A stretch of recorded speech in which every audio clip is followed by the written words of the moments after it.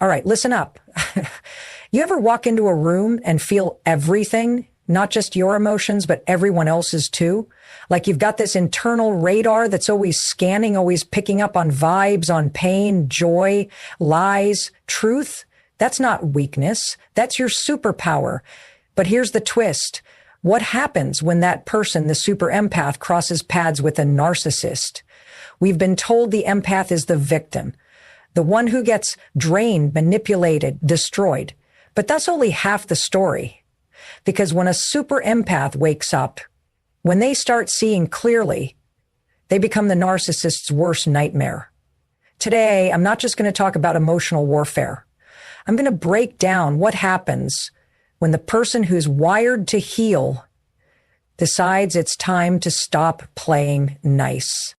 This isn't about revenge. It's about reclaiming power. And by the time we're done, you'll never look at your sensitivity the same way again. The moment a super empath becomes aware, truly aware, is the moment everything changes. For so long, they've been moving through life absorbing pain that wasn't theirs, questioning their worth, and wondering why relationships feel so one-sided. The narcissist thrives in that fog, that confusion. They count on the empath not seeing the manipulation for what it is. They use charm, gaslighting, and control to keep the empath second-guessing everything, even their own intuition. But when an empath starts to wake up, it's not some quiet, gradual thing. It's a snap, a shift. Something clicks, and suddenly the empath starts seeing through the game. They stop blaming themselves. They stop making excuses for the narcissist behavior. They start putting words to what they've been feeling for years. Words like toxic, manipulation, emotional abuse. This awareness doesn't just bring clarity, it brings fire. Because once the empath sees the pattern, they can't unsee it. They stop focusing on what's wrong with them and start noticing what's wrong with the dynamic. And let me tell you, narcissists hate that. Because the moment the empath steps into awareness, they stop feeding the narcissist's ego. They stop reacting the way they used to. They don't break down or apologize for things. They get calm, cold, focused. That emotional chaos the narcissist used to stir up, it doesn't work anymore. The buttons don't push the same way. That's the beginning of the end for the narcissist's control. Awareness gives the empath their vision back. They start seeing the patterns in other areas of life too, not just with the narcissist, but in work, friendships, even family. They start drawing connections, seeing how long this pattern has been playing out, and realizing they were never too sensitive. They were surrounded by people who never deserved access to that sensitivity in the first place. It's like going from black and white to color, from surviving to strategizing. The empath starts to observe rather than absorb. They begin to detach emotionally, not out of spite, but out of clarity. That's when the narcissist starts to feel the shift. And trust me, they feel it hard because the power dynamic begins to tilt. And they know it. This is where the game starts to flit. The narcissist who once held all the cards starts panicking because they can't control someone who's no longer confused. They can't manipulate someone who knows exactly what's going on. Awareness strips the narcissist of their biggest weapon, the empath's doubt. Now the empath is showing up different, less reactive, more grounded, silent when they used to argue, smiling when they used to cry. That terrifies the narcissist. They start acting out, pushing harder, trying to trigger the old responses, but it doesn't work because awareness is armor. And once the empath puts it on, they're not just protected, they're powerful. Boundaries are the line in the sand where the empath finally says, no more. And for a narcissist, that's like poison. See, the empath has spent so much of their life open energetically, emotionally, physically, always giving, always saying yes, always putting someone else's comfort above their own. That's what makes them so attractive to a narcissist in the first place. Narcissists crave supply, validation, admiration, attention, and the empath gives it without being until they don't. Until one day the empath starts drawing boundaries, not out of anger, but out of self-respect, And that's when everything shifts. A narcissist isn't used to boundaries. They're used to access. They want to be able to call at midnight and get an answer. They want to say something cruel and have the empath apologize.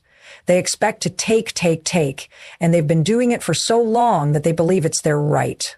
So the first time the empath says no, or I need space, or that's not okay with me, the narcissist doesn't know what to do. They'll push harder, they'll guilt trip, they'll use every tactic in the book, anger, silence, love bombing, to try to pull the empath back into submission. But if that boundary holds, that's when the torture begins for the narcissist.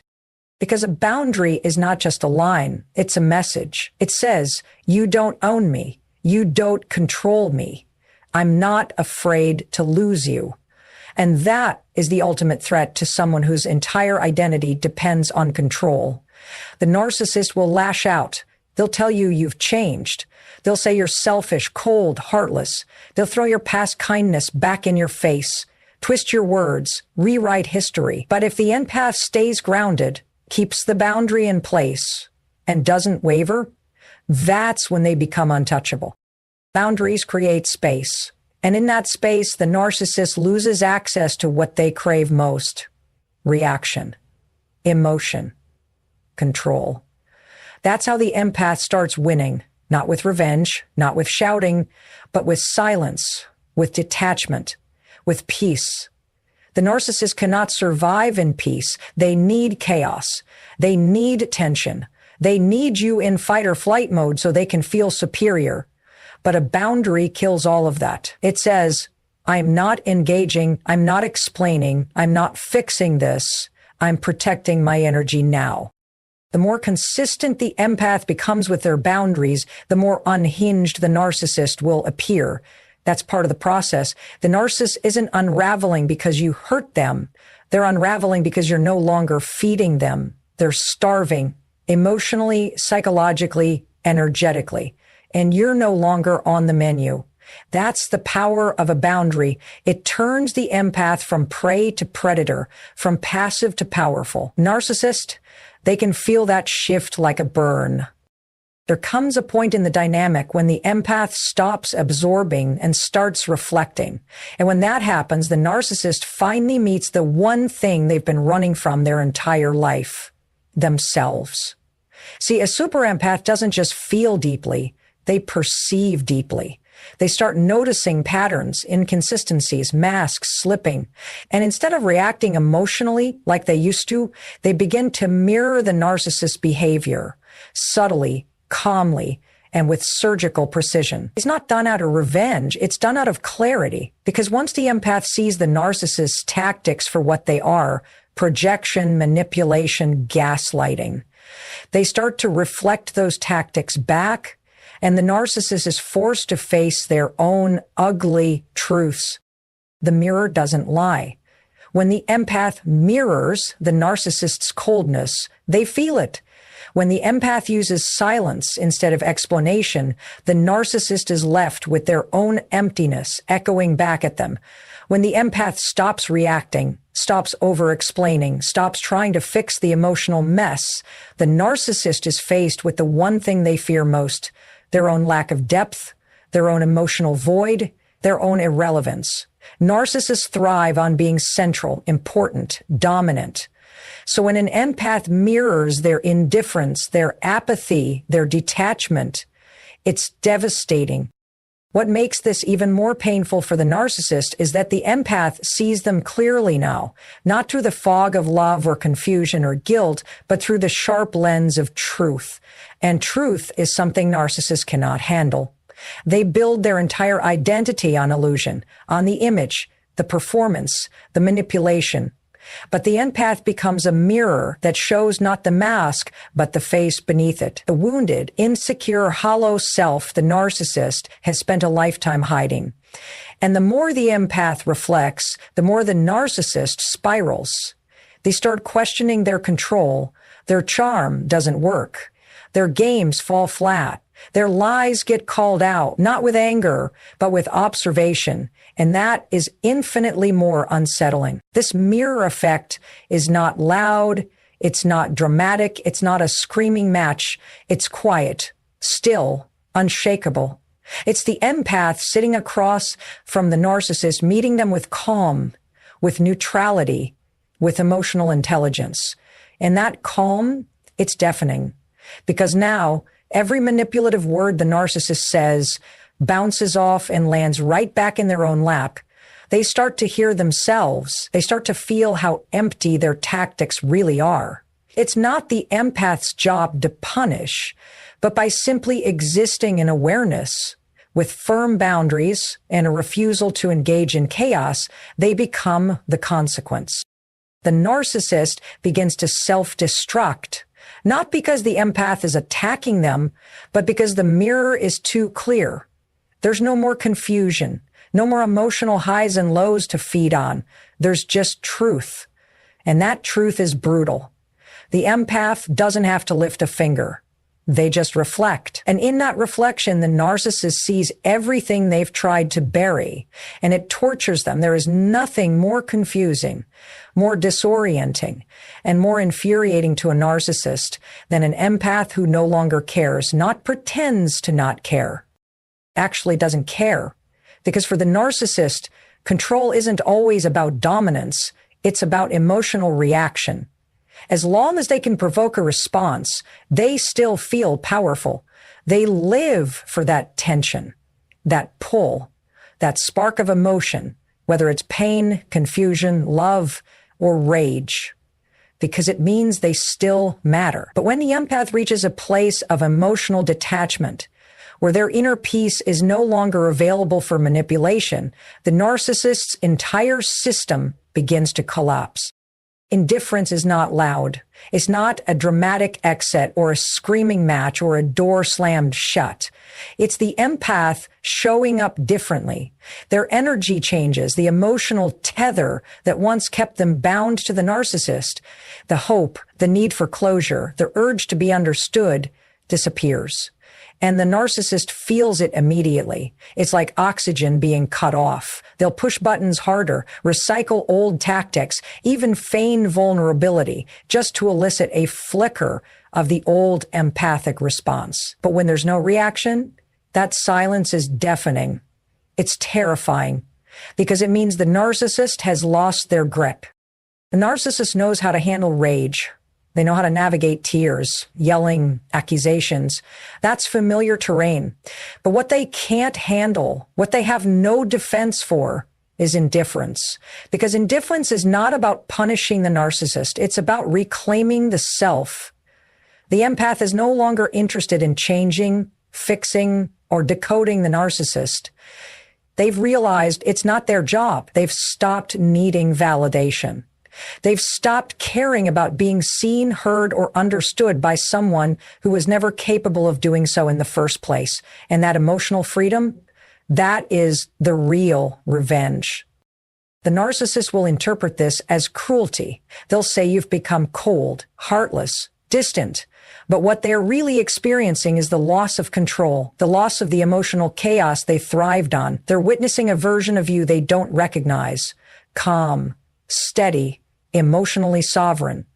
And in that state, the narcissist becomes irrelevant. Not because you're trying to make them feel small, but because they no longer matter the way they used to. And that, more than anything, is what tortures them. Emotional detachment isn't passive. It's power. It's knowing that someone's opinion of you, someone's need for control, someone's manipulation tactics no longer have a seat at the table of your life. The narcissist may try one last Hail Mary, love bombing, fake apologies, a crisis they need help with. But when none of it moves you, that's when they realize the game is over. And not because they lost, but because you stopped playing. The narcissist isn't devastated by your anger. They're devastated by your absence, your silence, your peace. Because that peace means they no longer exist in the space they used to dominate. That's what breaks them. Not revenge, not confrontation, just pure, grounded, untouchable indifference.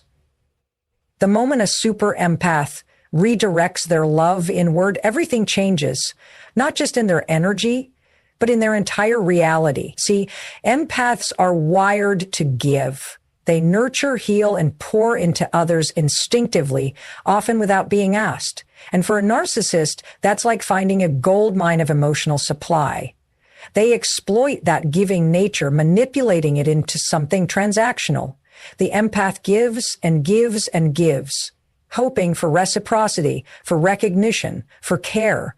But the narcissist is incapable of returning it, and the empath, stuck in a cycle of overgiving and under-receiving, starts to run on emotional fumes. But then comes the shift, the inner revolution. The day the empath realizes that all the love, attention, and validation they've been pouring into someone else, they could be pouring into themselves. And it's not selfish. It's survival. It's sacred. Because once the empath begins to prioritize their own well-being, the narcissist's influence starts to evaporate. That devotion the empath used to give away so easily, it becomes something they protect, something they reclaim. And that reclamation starves the narcissist like nothing else. Self-love disrupts the entire dynamic. It creates new standards, new boundaries, new energy. The empath no longer tolerates breadcrumbs. They no longer accept apologies without changed behavior. They stop negotiating with disrespect. They stop asking people to meet them halfway and start walking away when they don't. And for a narcissist who thrives on being the center of someone else's emotional world, that's catastrophic. They're no longer so the empath orbits around. The empath becomes their own center of gravity. This new energy is magnetic, but not in the way the narcissist remembers. The empath becomes more radiant, more powerful, more whole. And that wholeness is something the narcissist cannot stand because it reminds them of everything they are not. The narcissist craves dependence. They need someone who doubts themselves, who needs to be chosen. But a self-loving empath doesn't need to be chosen. They choose themselves every single time. And that autonomy, that confidence, that grounded self-worth, it's like watching the narcissist's worst nightmare unfold in real time. The narcissist will try to re-enter the picture. They'll use old scripts, old memories, old hooks, but they're speaking a language the empath no longer understands. The empath doesn't fall for it anymore, not because they're cold, but because they're clear. They finally learned that their love is a gift, not a currency, that they are not here to be consumed, that someone else's inability to love them was never a reflection of their worth. And from that truth, they rise. As the narcissist watches the empath pour into themselves, invest in their peace, chase their purpose, protect their space, it becomes obvious the game is over. Because the narcissist was never the source of the empath's power. They were just a detour, a catalyst. The moment the empath starts loving themselves is the moment they become untouchable. And nothing tortures a narcissist more than realizing they no longer hold that kind of power. There is no louder statement, no greater disruption to a narcissist world than the quiet act of walking away. Not storming out, not yelling, not posting revenge online, just gone, detached, done. It's the final act of power, the one they never expect. Because narcissists bank on the idea that the empath will always come back, that the connection is too deep, the empathy too strong, the bond too tangled to break completely. But when a super empath walks away, it's not impulsive. It's calculated, it's final, and it hits harder than any confrontation ever could. Narcissists see people as extensions of themselves, not as individuals with autonomy. They assume ownership. They rely on the idea that the empath needs closure, needs answers, needs emotional resolution. So when the empath chooses silence instead of chaos, peace instead of pleading, and space instead of explaining, it creates a vacuum. A vacuum where the narcissist once fed off control, reactions, and validation. Now there's just emptiness, and narcissists hate emptiness. It forces them to sit with the one person they've spent their whole life trying to avoid, themselves. What tortures the narcissist isn't just the absence of the empath. It's what the absence represents. It's the realization that they no longer matter in the life of someone they once completely controlled, that they pushed too far, that the game ran too long, that the one person who gave them chance after chance after chance has finally had enough. And the narcissist didn't get a final scene, no big argument, no messy drama, just a door quietly closed that will never open again. For the empath, walking away is the moment all the inner work pays off. It's not about ego, it's about freedom. They're no longer trapped in the cycle of abuse, no longer wasting energy trying to decode someone who thrives on confusion. They don't need revenge. They don't need closure. They've outgrown the entire situation. And that growth, that peace, that silence, that's the real punishment for the narcissist. Because narcissists don't lose people, they just lose access to them. And nothing destroys them more than knowing that access is permanently revoked. The empath doesn't walk away because they stopped caring. They walk away because they finally care about themselves more. They finally recognize that staying in the relationship is a slow death of self-esteem, of sanity, of joy. And they're done sacrificing their light to feed someone else's darkness. So they choose themselves. They choose healing. They choose life without chaos. And they don't look back. The narcissist will try to pull them back in through guilt, through charm, through manufactured crisis. But the empath has reached a place of inner stillness. They see the game clearly now. They know how it starts, how it spins, how it ends. And they choose not to play. That choice, that simple act of walking away, delivers more pain to the narcissist than any outburst ever could, because nothing says you no longer matter louder than silence backed by self-respect.